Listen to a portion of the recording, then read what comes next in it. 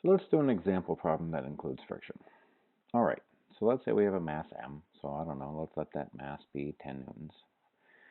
And there's a force pulling on it, and let's let that force be, I don't know, say 60 newtons. Oh, that can't be 10 newtons. Okay, that's going to be 10 kilograms. Okay. So the question might be, well, come up with an equation for the velocity of this mass at any time t. So part A might be find its velocity as a function of time, while part B might be find its position as a function of time. Okay, so we need to know a few things.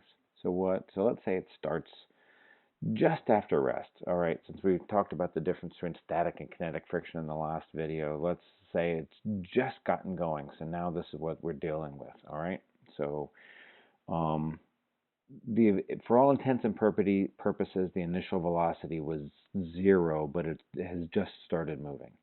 So the initial velocity is 0 meters per second. Okay.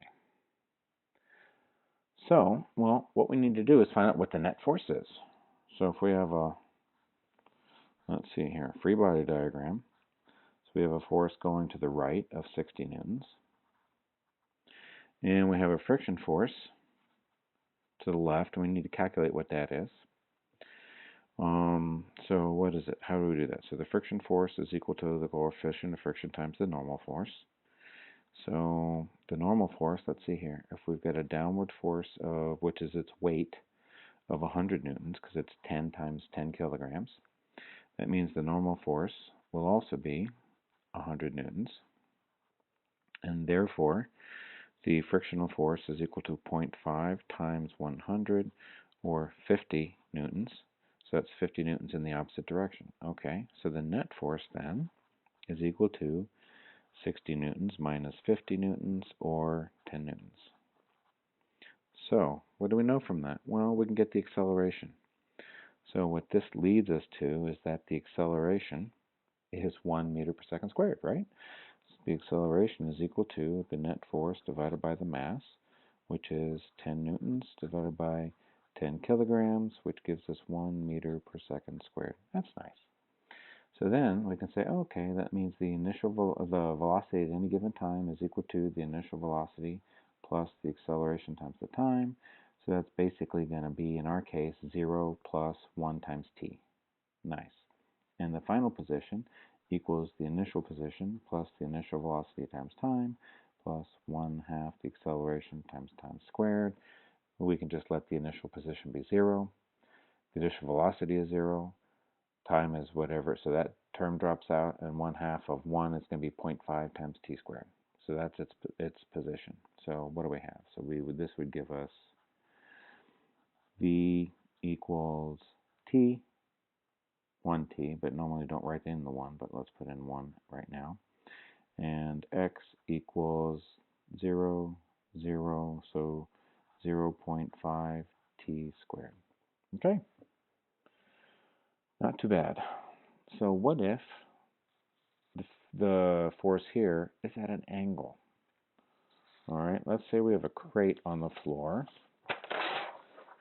and we're pulling that crate by pulling on a rope that's tied to the crate, and the rope is at an angle. Okay.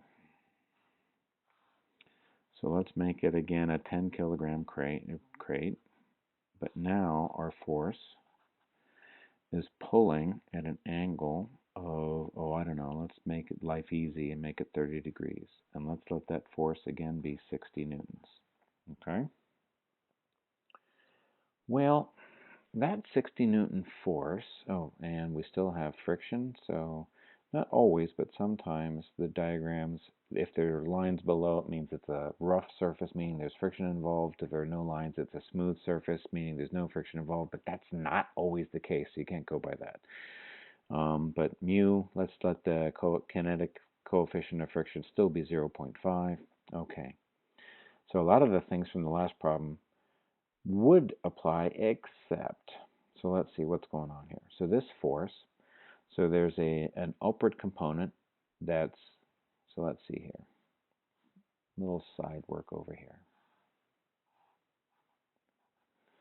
So the force is 60 newtons, which means the y component of the force is going to be F sine theta, which is 60 times the sine of 30, because this is 30 degrees, is going to be 30 newtons.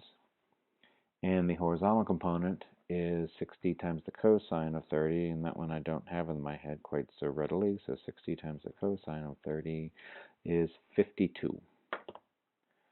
So the horizontally is 52 newtons and vertically is 30. Why do we need to know that? Well, firstly, we're going to need the 52 to figure out the acceleration, but the 30 plays in with the normal force. So doing a free body diagram of this guy, we have downward, its weight, mg, which is 100 newtons. Upward, from the pulling force, we have 30 newtons. Therefore, how much does the normal force need to be to keep everything balanced vertically? Well, that means the normal force is only 70 newtons. Oh. So that means that the frictional force, so now that's the vertical free body diagram. Now let's do the whole free body diagram horizontally. We could do it all together, but horizontally, to the right I've got 52 newtons. To the left I've got the frictional force, which is equal to half of 70, so that's 35 newtons, right? That's because that's equal to mu times the normal force, so 0.5 times 70, so that's 35 newtons to the left, 52 newtons to the right. So 52 minus 37 is a net force of 15. So the net horizontal force is 15 newtons, and that is being applied to a 10 kilogram mass. Therefore, the acceleration is the net force divided by the mass, which is 15 newtons divided by 10 kilograms is 1.5 meters per second squared. Okay, so the acceleration to the right is going to be more. And then you can solve all the other parts of the problem that might be given to you. So, what if the force was downward? Okay. One more look at this.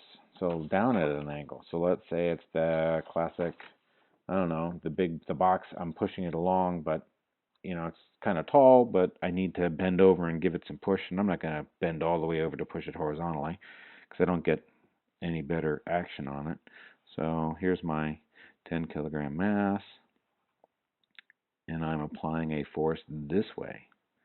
So there's my force, and let's say it's a downward angle of, we'll just make it life nice and easy and still make it 30 degrees, and let's say my force is still 60 newtons. So now what's going on? Well, now I've got a downward force adding to the weight, so the normal force is going to be more.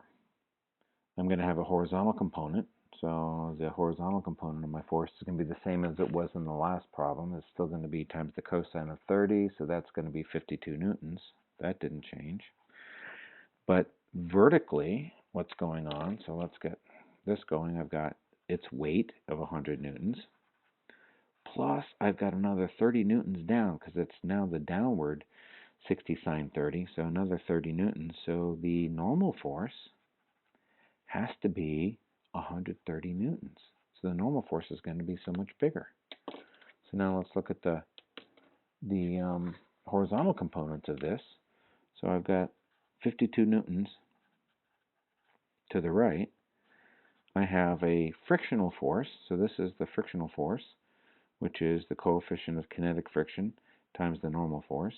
And let's keep the same kinetic friction of 0.5. So that means this frictional force is equal to half of 130, which is, let's see here, times 0.5 is, of course, 65. I knew that.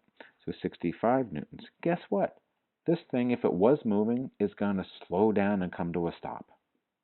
Now, that doesn't mean it couldn't have been moving, but if it was moving and I'm only pushing now with 60 newtons, maybe it's less. Or if it wasn't moving, it's not going to move. What's the actual force going to be? Well, remembering that static friction coefficient is always greater than, at the very least equal to, but it's usually greater than the kinetic. So if the kinetic was 0.5, the static is going to be 0.5 or more, which means that the friction force is only going to be 52 newtons, right? Otherwise, friction is going to, now if it was moving, then friction being greater than the pushing force, that means it's going to slow down and then come to a stop. In either case, this thing is not going to be moving for long.